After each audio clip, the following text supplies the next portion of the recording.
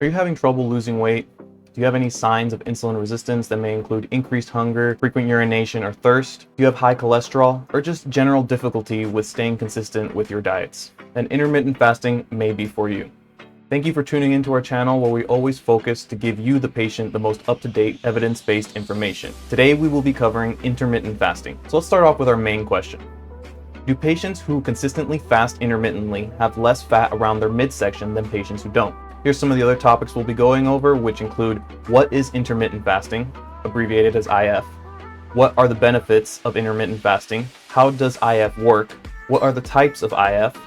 Who may benefit from it? What does the literature show us about it?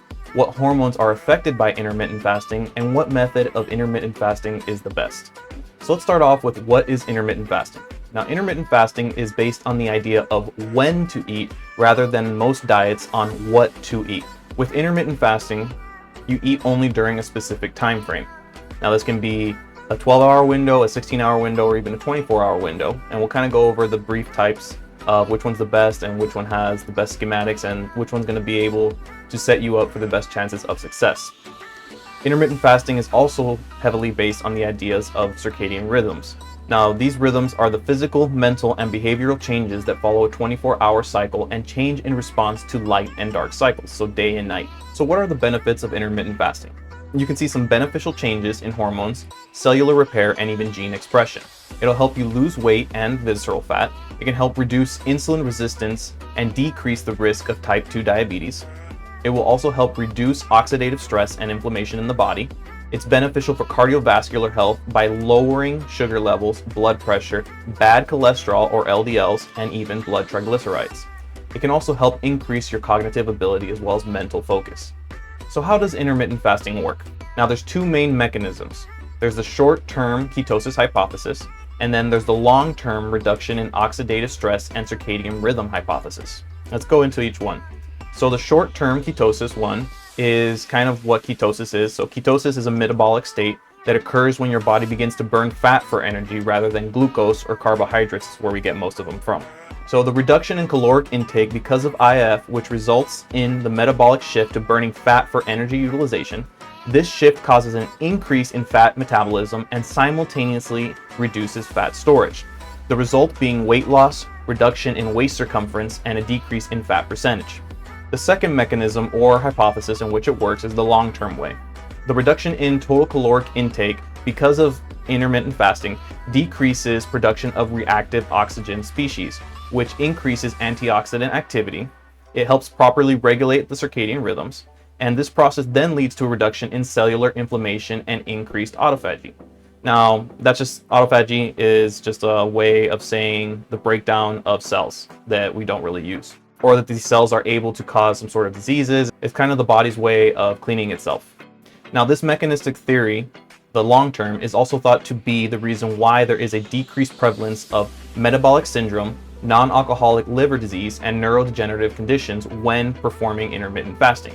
So here I kind of have a couple different regimens of intermittent fasting. You can kind of see all the different types. So there's the alternative day, so every other day you do it for a 24-hour duration. The 5-2, so 2 days a week, 5 days you don't. Time restricted feeding is the main one that we're going to go over today.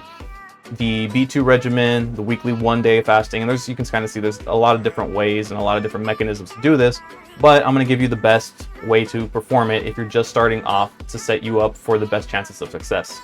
So let's see who may benefit from intermittent fasting.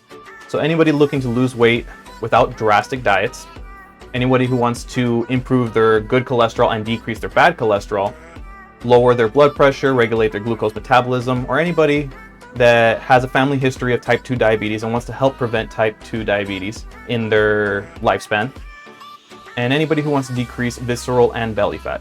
So let's kind of go over what the literature shows us in specific studies performed around intermittent fasting. Okay, so here's the first article, and it looked at the effect of intermittent fasting using the 16-8 method on resistance-trained males, so individuals who are already somewhat athletic, and see what was the effect on someone who was athletically trained versus someone who wasn't. So they found that in the trained group, there was a decrease in bad cholesterol, triglycerides, total cholesterol, blood glucose, and even insulin. Now, the interesting part of the study found that there was a decrease in total testosterone. However, there was an increase in strength in the intermittent fasting group. Now, this is kind of a misnomer. They don't know why this really happened, but it's kind of interesting to see that you can maintain or even increase your strength goals while losing weight at the same time. The study also found a drastic decrease in IGF-1 or insulin growth factor 1 in the intermittent fasting group. So here you have the second article, and it took a look at how intermittent fasting impacted not only the weight loss, but as well as the psychological aspect of individuals who were performing this study. So the study had 147 participants, and they found that over 85% of the participants were happy about their experience with intermittent fasting. This is important because, as we said before, the dietary regimen focuses on when to eat, not what to eat. So you can still consume foods you enjoy, but only in certain time frames. Now, the third article had some really cool stuff, taking a look at the blood glucose levels of individuals who were performing intermittent fasting in two different ways, and the individuals who didn't change anything at all. So at the top, we can see we have the individuals who didn't change anything, the individuals who did the 5-2 method, and the individuals who did the 18 hours of fasting a day. A little drastic. We'll kind of keep it around 16 when we explain it later. But you can kind of see that as the day progresses, they didn't produce any ketones in the individuals group that didn't do any fasting. So they were just using glucose and storing fat as they were eating and going along the way. The second group, which did the 5-2 method, saw the best or the most drastic increase in ketones. But this is a little difficult to achieve if you're first starting off with intermittent fasting. You know, dieting for a whole day, twice a week, it's a little difficult. However, when we compare it to the 18-hour fasting group, we saw that there wasn't steady increase in ketones early throughout the day until they ate around 12 o'clock, or around a little after noon in this case. So the benefit of doing this, the 18-hour method, or what we're going to converge later and talk about is the 16-8 method, is that you still produce the ketones from the breakdown of fat, allowing you to break down fat, but you can still eat later on in the day. And this little chunk of burning throughout a consistent method, let's say a month, will allow you to lose a couple pounds of weight, specifically fat around the midsection. Let's kind of go over what is the easiest method to begin intermittent fasting. Now, as I said before, the 16-8 method, this method involves not eating for 16 hours and eating for an 8-hour window. Now, the best way to be consistent is to stop eating around 8 p.m. and then around the next day around noon to have your first meal.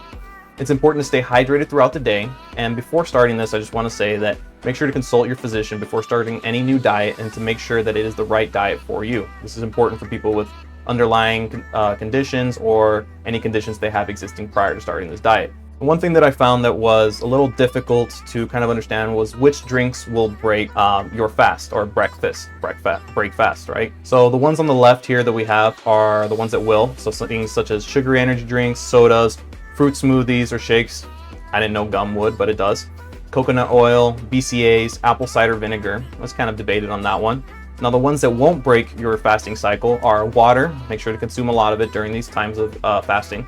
Carbonated water, black and green tea, black coffee, no creamer because the creamer's got sugars in it, herbal teas, and stevia if you really need something sweet. It's not recommended though, because some individuals may or may not break their fast when consuming stevia products. Here we kind of have the sources for you towards the end.